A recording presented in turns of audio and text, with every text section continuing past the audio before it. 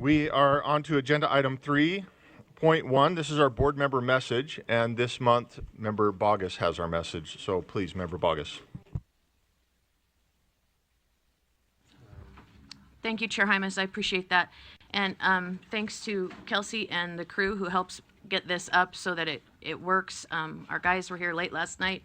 I saw them here working, and I just want to express my appreciation for that.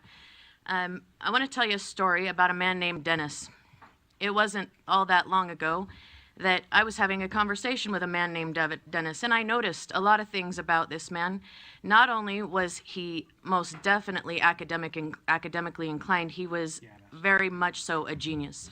You could tell in the conversation that he was a genius, and he had a special way of viewing the human condition and conversing about the human condition.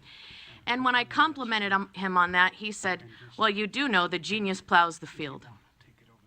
Dennis was a farmer, a very successful farmer, which in this day and age, you don't see very many farmers not dependent on the government for their operation to run. And he reminded me during the course of this conversation that if you cannot read the Federalist Papers, you are in fact not a genius. And he had this conversation with me, and we exchanged some witty repartee, and I reminded him that at least 7 times a year Facebook tells me I am a genius. So I didn't know whether or not we should take Facebook's determination or the fact that I do read and understand the Federalist Papers. But he reminded me that the genius plows the field. And in the course of our conversation, we had lots of conversations about, or lots of repartee rather, about our founders and about the course of education, because that's why I was there and that's why he was there. And Benjamin Rush said the only means of establishing and perpetuating our Republican form of government is the universal education of our youth in the principles of Christianity by means of the Bible. And that worked for a long time, till it was usurped by people with authoritarian aims. And we saw that come in not in the 1900s, but in the 1800s. And I don't know if you've all noticed, but our state has a few issues. I'm sure all of you see it. Recently, we were ranked #1 in corruption. It's not something that's a secret. It perpetuates the interweb, it trends on Twitter, and people talk about it.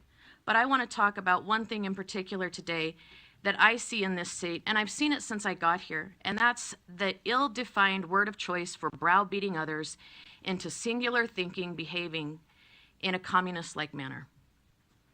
And that word is division.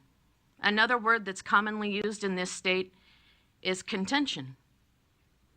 And it's ill-defined and used in ill manners to browbeat people into submission, and it's wrong.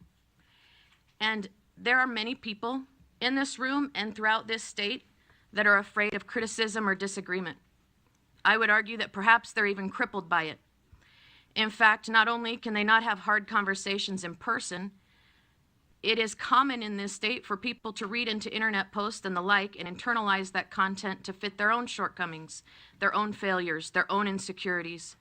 Then they pick up and call people. They pick up the phone, they call people, obviously not the source, and behaving like a middle school child, they claim offense under a veil in an attempt to guise gossip as seeking clarity, focus, and understanding.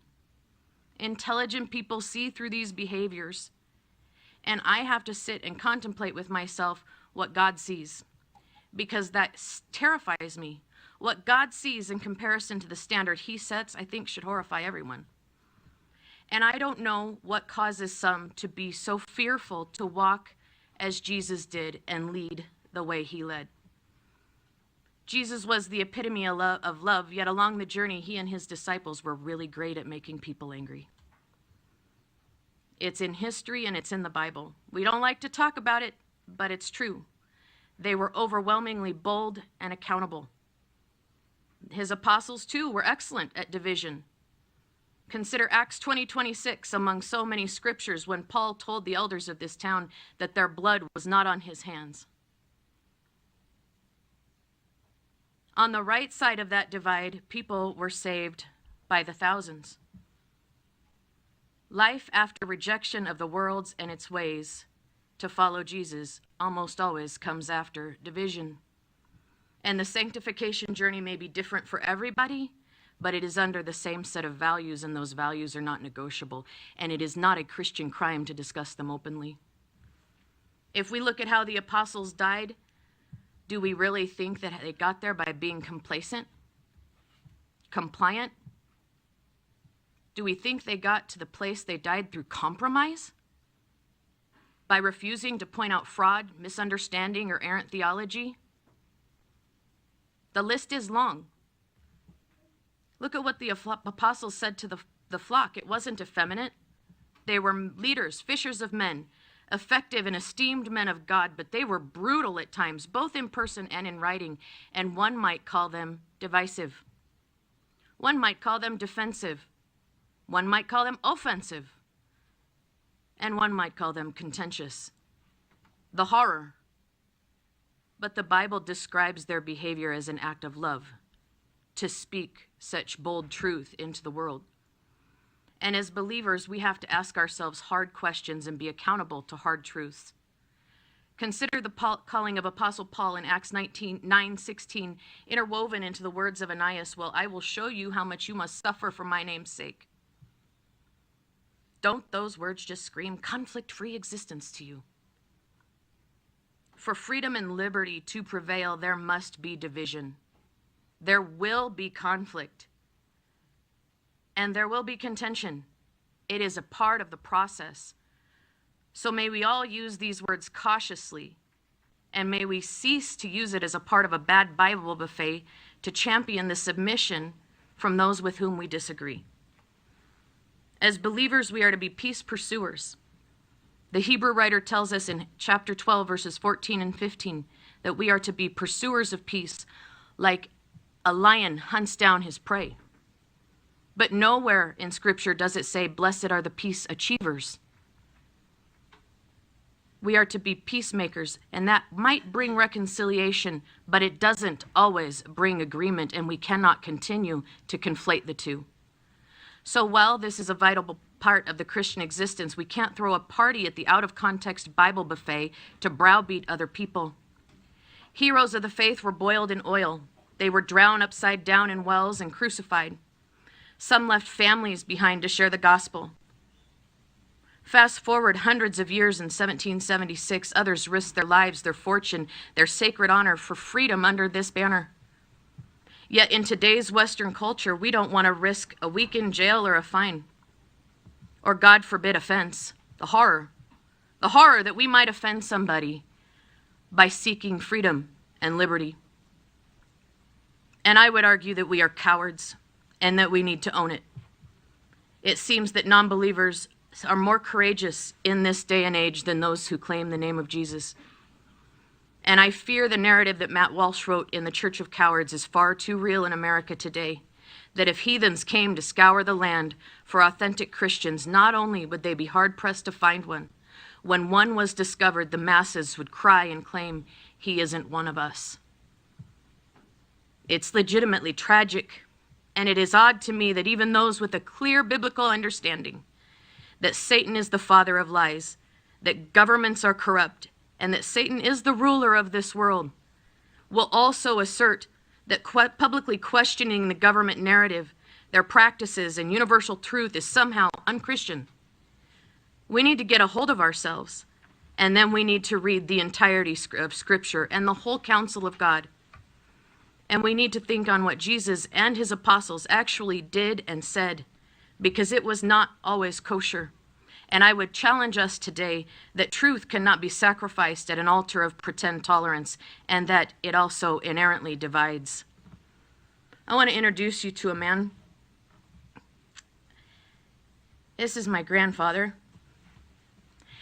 And I don't know how many of you recall when the Japanese internment camp was presented at National History Day on the Hill.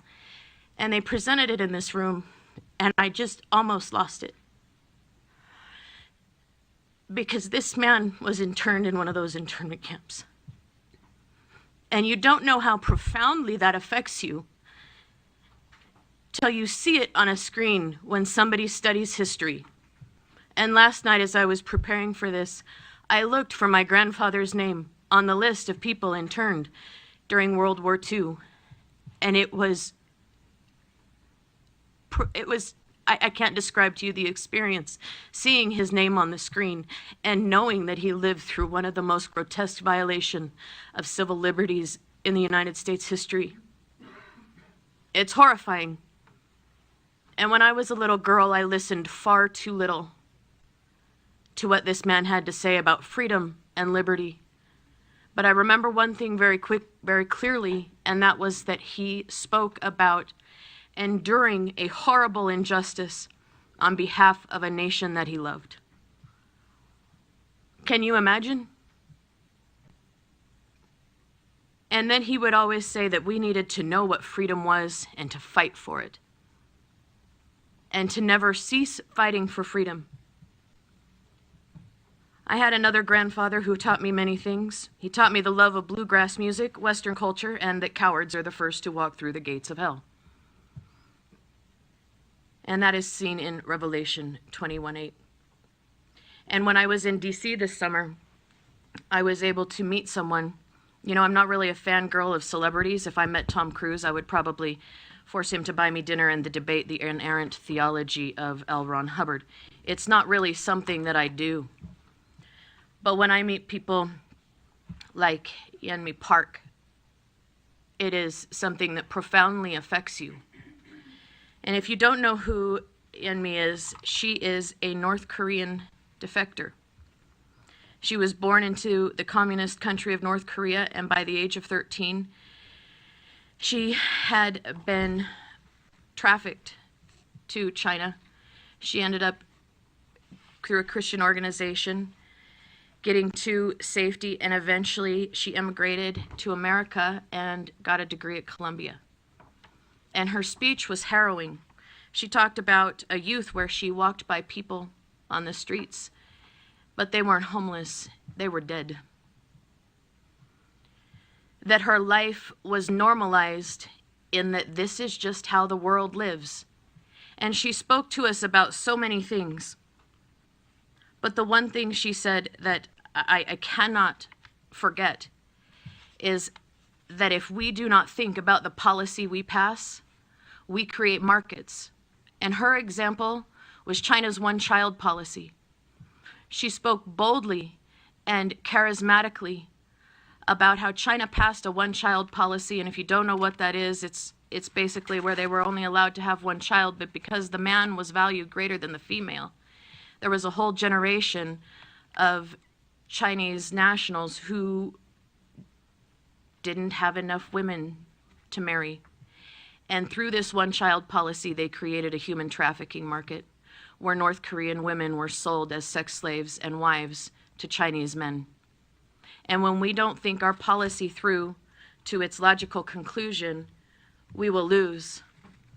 When we don't think about what we're doing when we allow sexually explicit materials in schools, and we don't think about the market we're creating when people seek out porn in their 20s, we are not doing our job in this room. And we pass lots of policy, but I don't think we think it through to its logical conclusion, and we certainly don't think about 30 years from now. And she begged with the policymakers in the room to think about 30 years from now. She beseeched us to think about what will happen when you create a market.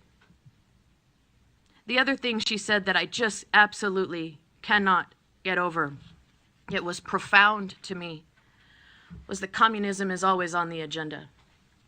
She sat in a room full of policymakers and she said it's always on the ballot, and make no mistake about it, communism is always on the agenda. It's in every motion, every action item, and every word. And then she asked us how often we vote no. I was proud to say often. She argued that we need to be aware of how communism manifests in United States policy, because her argument is not that communism is on the horizon, her argument is that it's here. And I would agree with her. And so if you don't understand these words, it's imperative that you do. Communism is on the agenda. Fascism is on the agenda. Maoism is on the agenda. Authoritarianism, Marxism, Stalinism, collectivism, socialism, liberalism. She begged us to understand how these things manifest in United States policy. And she talked to us boldly about being bold in the space of complacency in United States policymaking. If you don't know who Ted Kaczynski is, he is the Unabomber. And despite the fact that he did morally reprehensible things, he wrote a manifesto that many called a work of genius. Others called precisely correct in many of his ideas. And what he warned about was not all the things people thought he did. If you actually read his manifesto, he's warning about a technocratic state and the rise of communism. We have many people today that are sounding warning bells about communism in America, and they're not people who were born here, they were people who came here. Z. Van Fleet wrote Mao's America, and she speaks so boldly in what she calls a dire warning to the citizens of the United States that she has seen 2 cultural revolutions in her lifetime, one driven by Mao during her childhood and another one into America today. And she calls the similarities, quote, stunning. And then we have Yeonmi Park, who told us when she spoke that she's still searching for freedom in America. Those are profound words when you listen to them from someone who was trafficked as a sex slave, and she's searching for freedom in America. And her book is quite profound. And she spoke to us so boldly. And this girl learned English by watching Friends, so her sense of humor was very, very cute. Very cute. And she said, you know, you guys teach your children to eat bugs because it will somehow save the planet. And she said, you need to stop that because the children in North Korea are serving your time. Because that's all they have to eat. Sometimes 2 bugs a day is what they get. You want to buy bugs for food, ship them to North Korea because the children need to be fed. And I had never seen anyone, let alone a woman, speak with such profound boldness that just wrestled with your soul. She was amazing. And she spoke overwhelmingly that when we normalize the abnormal, we become accustomed to living in madness. When we pretend that pornography for children is normal, we become accustomed to living in madness. When we pretend that schools should be about health care and mental health, we become accustomed to living in madness. And there are many cries to the people of the Western world, but one reigns louder than any, and it's from the Czechoslovakian people. And it came from a man who said, live not by lies. Refuse to live by lies, refuse to follow the lies, and speak truth into a world of madness. And I know that this is the time where everybody says, oh, you know, this is McCarthyism, Red Scare. Well, I don't know if you know this or not, but McCarthy was right. And if you're intellectually lazy, ChatGPT agrees with me. If we look at history and we look at what happened in the early 1900s in America, and we look at what happened during McCarthy's era, history proved they were right. We don't have people coming to this nation searching for freedom and crying out to the American people, communism is here, because they want to be famous. These people receive death threats. They don't live well. And so I would ask all of us to say today that we are going to stop the advancement of communism in our halls, in our walls, and in our policy. Because communism is always on the agenda. And I have been boldly told that how I speak isn't an attractive trait in a woman. Classy, I know. And my response to those people is, cowardice is only cute on The Wizard of Oz. when it comes to this subject and the revolution that is occurring in our nation, I know that some of us only have 2 brain cells to rub together, and even so, some are still running and chasing after one of them. But I beg all of us, if you can't catch that second brain cell, purchase it and add courage to your cart, because communism is always on the agenda. How often do you vote no? And if you are sitting here today and you continue to be stumped by this message, my advice is to sit down and read all of the Federalist Papers. Challenge yourself to understand them on the intellectual level of the farmers to whom they were written, because maybe then we will all be as equipped as the geniuses who plow the field. And I thank you for your time. Thank you, Member Boggess.